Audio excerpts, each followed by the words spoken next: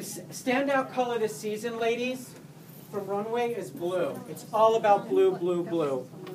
All of our industry designers have all come away with beautiful tones of blue. And I love these, really. Yeah, they're beautiful colors. I love to pass the blues around. These blues this season, beautiful shades and textiles. You've got snake in this. We've got the specchios, the suedes, the printed fabrics. You've got beautiful blues and neons, baby blues. You know, ladies, I want you to use blue this season. Use it as a neutral. Ladies, use this blue. Use it as a neutral. And what I want you to do is avoid staying away from strong prints and color combinations. So use this with your outfits, again, with strong color combinations. Karl Lagerfeld, his trunk show this season, the Grand Palais, what he did was for Chanel, he literally recreated all of the Grand Palais as an underground, under the sea adventure. So we saw all these beautiful pearl necklaces and all these pink accents in all of his bags. They all represented the insides of shells, the color stories. Lagerfeld Chanel shoes all have beautiful coral heels. There was blues everywhere. So designers have really made this season, ladies, designers have made blue a very happy and stylish thing. There's two schools I want to talk about too. One of them is the New York point of view. And the New York point of view, ladies, is a really strong, it's about colors, but they're very, very strong. And these are some of the strong colors. And what happened in Paris was they also have the color palettes of really strong colors, but Paris muted the colors.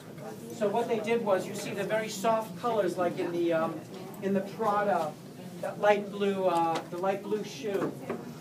Thank you. Let's find you some really soft. The idea of using these really soft colors. So that's the 2 points of view from New York and Paris. New York point of view, really, really strong, bright, bright colors. Paris took all the colors and muted them. Jason Wu, Alexander Wang, all softer tones of the palettes. So we saw them in Runway. When you pair back these ready-to-wear outfits, ladies, I want you to focus on the featured color, match similarity, hued separates, and these saturated colors or tonal dresses and prints.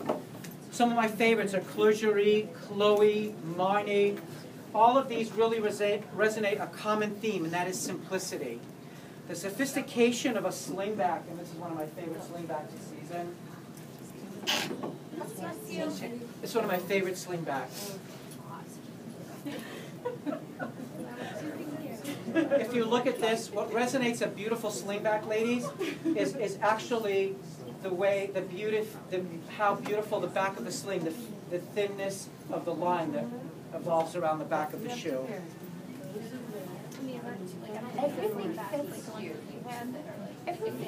Everything's, you did it on purpose. Everything's my size. All right, I love it. The little black dress, ladies, of the shoe is the pump. In the 16th century, the pump was part of a footman's uniform.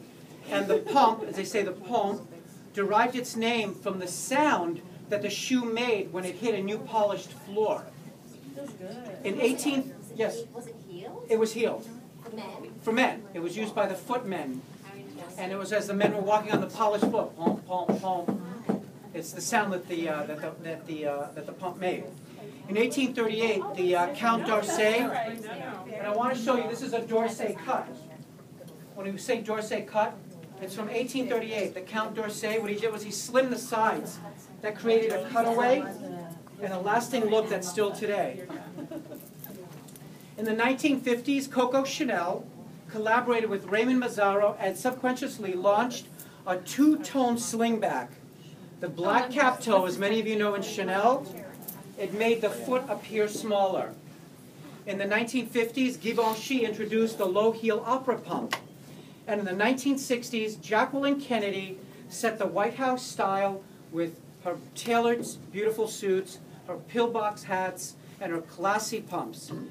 And every president's wife since that has adopted the pump as a hallmark of respectability and good taste in our country. When women entered the workforce in the 1980s and the 1990s in great numbers, the pump became their best friend. The shoe fits, and finally women are able to wear it. In the 1880s and the 1890s, it was unseemly for a woman to really sort of like bring attention to herself. Rules of appropriate attire at that time dictated very dark colored shoes. And following the death of Queen Victoria's Albert, the court lent authority to long-lasting stature to the basic and black pump. That's where your basic black pump came from, was the death of Queen Victoria's Albert. So it was used not only for black pump for that, but it was used also for funerals, and that's where the origin of the black pump comes from. This season, we're really excited about adding 2 new fantastic vendors to our assortment. One of them who I dearly love is Tabitha Simmons. Tabitha Simmons is English-born, and she's a contributing editor to Vogue magazine. What I love about her is that she literally has done this fantastic collaboration with Alexander McQueen and also with Zach Posen, 2 fantastic designers. The other great designer is Reed Krakoff. What I love about Reed, he's an American fashion designer. His look is really designed from luxury sportswear. And what he does is he sort of like has this juxtaposition of modern meets femininity, and also that we've got this utilitarian design that's also very highly sophisticated. So we're very excited about Nordstrom carrying these 2 fantastic new resources to our designer line. The ballroom slippers first came out in the 1800s. Later on, they translated themselves and they became ballet shoes. If you know something about ballet shoes at that time period, their extra cloth was used at the tip and they were glued, which gave a little more extra support, especially if women were pointing in the ballet at that time. Later on, fast forward, they became caprizios in the 1940s. They were popularized by Audrey Hepburn in the 1957 as the perfect counterpart to the skinny capri pants. A little something about platform shoes. In 16th century Venice, these shoes were called chopins, and they placed the women's feet on platforms like 30 inches or more above the ground. It usually took 2 servants to stabilize these women, and was a major, I gotta tell you, it was social status at the time. It meant you had great wealth. As a matter of fact, a lot of the other Italians would come just to see this phenomenon of all these like tall women, you know, being marched around in Venice. The Venetian husbands, they loved it. They used to love to purchase these heavy wooden chopins because it meant that their women would not prevent them from straggling. Can we spread that word now? Yeah. Yes. No kidding, right? Here's a good one too. Let me know about it. Right? And the church authorities, they were the last to really sort of condone any sort of extravagant fashion. They loved the chopins. They proved them because it limited the participants the sinful act of dancing. Hooray for the church.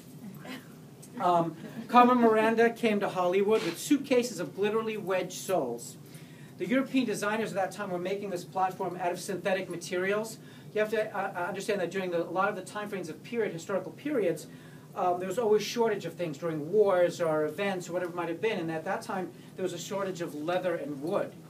In 1967, Vivier brought the platform back as a fashion statement in the psychedelic 1970s.